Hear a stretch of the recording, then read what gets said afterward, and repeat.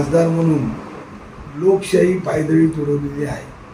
परवा रत्नागिरीमध्ये गेल्यानंतर जे अणुऊर्जा प्रकल्पाबाबत कोण येतील त्यांना फटके घालीन किंवा त्यांच्याबाबत त्यांनी असं सांगितलं की रोजगार उपलब्ध करून देतो, त्यांना पैसे मिळतील अशा प्रकारचं सांगत असताना राणेंनी यांनी लक्षात ठेवावं की जैतापूर प्रकल्प झाल्यानंतर किती लोकांना रोजगार मिळाला आणि किती लोकांची वीज निर्मिती झाली ती एकदा लोकांना जाहीर करावं. म्हणजे राणेंचा जो फटके देण्याचा विषय आहे तो शेवटी लोक ऐकतील. आता लोक ऐकण्याच्या मनस्थितीत राणेंचं ऐकण्याच्या मनस्थितीत राहिलेले नाहीत.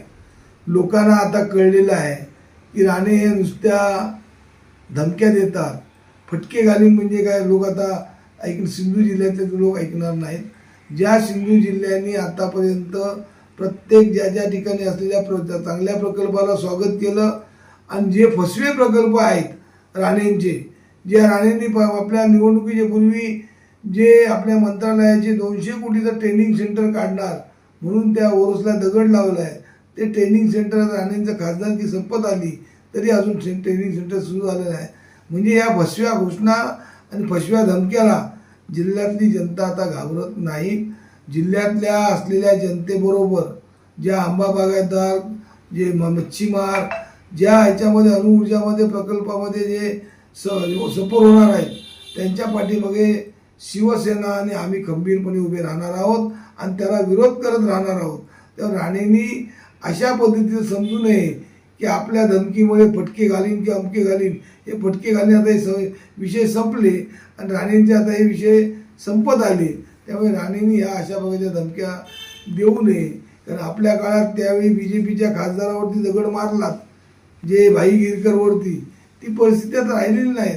त्या BJPमध्ये त्यावेळी आपण काँग्रेसमध्ये असताना, त्यावेळी काँग्रेसमध्ये असताना जो जैतापूर आणला त्या प्रकल्पाचं काय झालं ते जनतेला एकदा उघड करून सांगावं.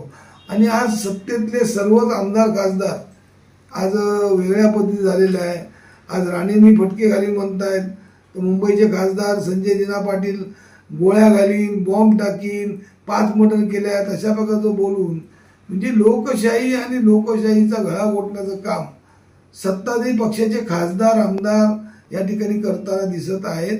त्यामुळे सध्या सर्व जनतेने आता बघावं की आपण 500-1000 रुपये या निवडणुकीला घेतले, यांना निवडून दिले, या निवडून दिल्यानंतर हे कसे उन्मत्त होतात हे आता जनतेने लक्षात ठेवलं पाहिजे.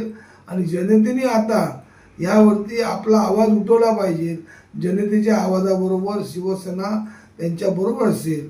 त्यामुळे राणेंनी अशा प्रकारच्या धमक्या देण्याच्या भानगडीत पडू नये. आता या धमक्या पुष्कळ झाल्यात. याच्यापूर्वी पण धमक्या ज्या त्यांना माहिती आहे धमक्या दिल्यानंतर काय होतं की ज्या असलेल्या सीवर्ल्ड प्रकल्पामध्ये त्या ग्रामस्थांना आम्ही तडीपार करू अशा प्रकारे सांगितल्यानंतर राणेंनाच तडीपार जिल्ह्यातल्या ग्रामस्थांनी आणि जे असल्या जिल्ह्यातल्या जनतेने केलं आणि त्या ठिकाणी तिथे पाडलं ते राणेंना माहिती आहे. त्यामुळे राणेंनी आता अशा प्रकारच्या धमक्या देण्याच्या भानगडीत पडू नये. राणे कंपनी जनतेला आता कळून चुकलेली आहे.